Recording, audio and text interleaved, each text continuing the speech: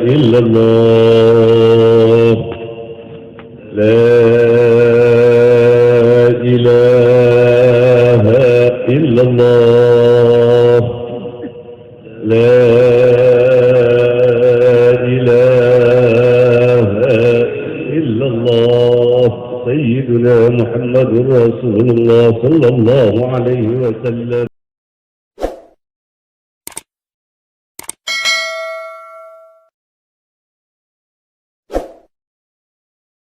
Jamaah sekalian yang dirahmati Allah, artinya di sini menunjukkan pada kita bahwa rupanya untuk supaya kita alim dari sisi bukan cuma dari sisi kitab saja, tapi alim dengan pengertian.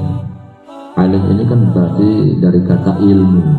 Ada ilmu sehingga dikatakan orang itu alim, ada ilmu jali, ilmu kitab, maka dia alim jali. Jadi ada ilmu khafi, berarti ilmu yang tumbuh dari hati yang bersih, yang senantiasa selalu melatih kemauannya. Artinya hati yang senantiasa berkemauan pada Allah, sehingga sangkutan di dalam hatinya pada alam dan pada dirinya itu hilang, hanya terpaut pada Allah, maka Allah akan memberikan ilmu-ilmu yang khafi berupa ilham, firasat. Ilham dan firasat itu bukan seperti ilham dan firasat yang kita bahasakan umum. Menurut firasat saya, tidak. Firasat itu suatu pengetahuan tentang hal yang gaib, tetapi pengetahuan yang tumbuh dari kebersihan hatinya. Artinya hatinya tidak sedikit pun lalai pada Allah, sehingga dia mendapatkan firasat. Firasat inilah yang dimaksudkan oleh baginda Rasulullah, ittaqu firasatal mu'min, takutlah kamu terhadap firasat orang yang mukmin kamil. Orang yang mukmin kamil artinya imannya bukan cuma di kepala, imannya menyatu atau menguasai jiwanya dengan makna yang dia imani. Allah yang kita imani itu senantiasa selalu menjadi ingatannya, senantiasa selalu menjadi kemauannya, pandangannya, sehingga dia tidak melihat keberadaan yang lain, yang ada hanya orang yang dia imani, yakni Allah Subhanahu wa Ta'ala. Iman kamil yang begitu itulah yang dapat menuntun kita menjadi orang yang beriman kamil. Jadi untuk supaya bagaimana kita meningkatkan kualitas, kita kan sering dengar, mari kita tingkatkan kualitas iman dan takwa. Ketahuilah, iman dan takwa itu sebenarnya tidak akan bertambah dengan ilmu dan amal yang kita amalkan. Dengan makna bukan juga meninggalkan ilmu dan amal. Kita tetap belajar ilmu agama, kita mengamalkan apa yang kita pahami tentang hukum agama, tentang hukum syariat, bagaimana sholat yang benar, sah batal rukunnya, ya kan, syarat rukunnya. Kemudian kita kerjakan perbuatan yang diperintahkan Allah, kita jauhi apa yang dilarang oleh Allah. Tapi sebenarnya untuk bisa meningkat kualitas iman itu di hati. Iman itu letaknya di hati.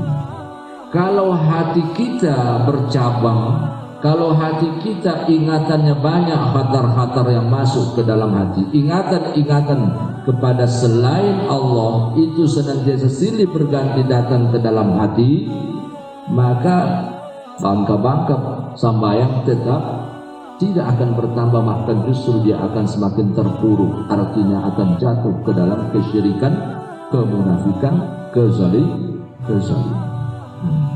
Jadi iman itu bertambah meskipun kita tidak menafikan tentang makna hadis bahwa iman itu bertambah dan berkurang dengan ibadah. Tapi ibadah yang di mana? Yang dimaksudkan bagaimana?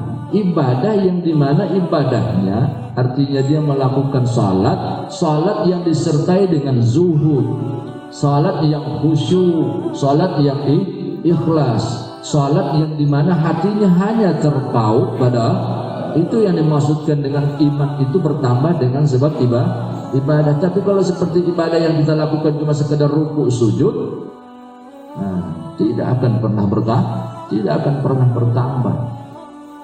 Jadi iman yang kamil itu sebenarnya apabila kita bertemu dengan orang kamil, karena dia dapat mendidik bagaimana agar supaya kita bisa mencapai derajat kekamilan dari sisi keimanan. Jadi bukan dari ilmunya, bukan dari ilmu yang kita pelajari, kita tetap belajar ilmu yang fardu ain, mana fikih tentang syarat rukun sah batal salat, tentang akidah, tauhid, sifat 20 bagi kita ahlus sunnah wal jamaah, dan tentang tasawuf bagaimana kita mengetahui tentang akhlak yang baik dan akhlak yang buruk, atau sifat-sifat yang baik dan sifat-sifat yang buruk, sifat nafsu kita.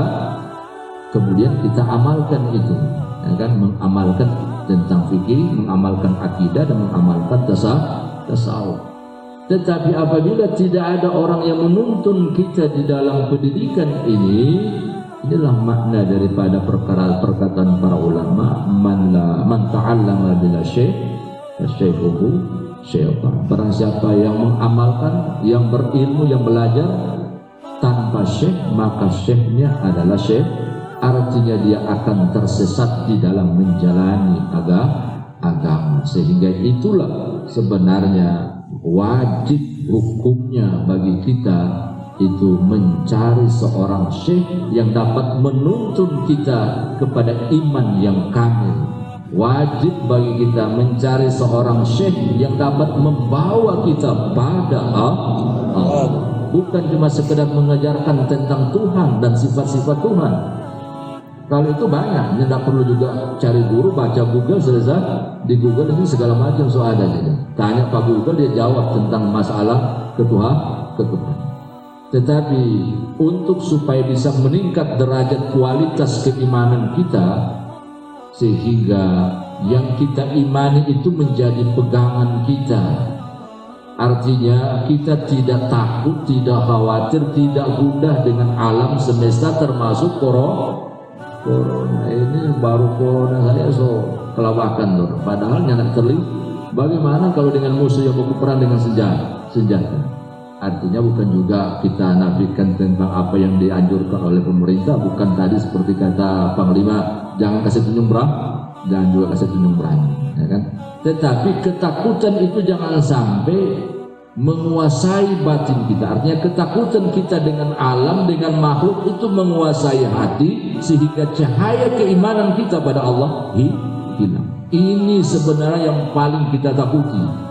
Iman kita pada Allah tetapi tidak bercahaya di dalam hati, sehingga cahaya dunia yang masuk ke dalam hati. Makanya muncul berbagai macam persoalan karena cahaya dunia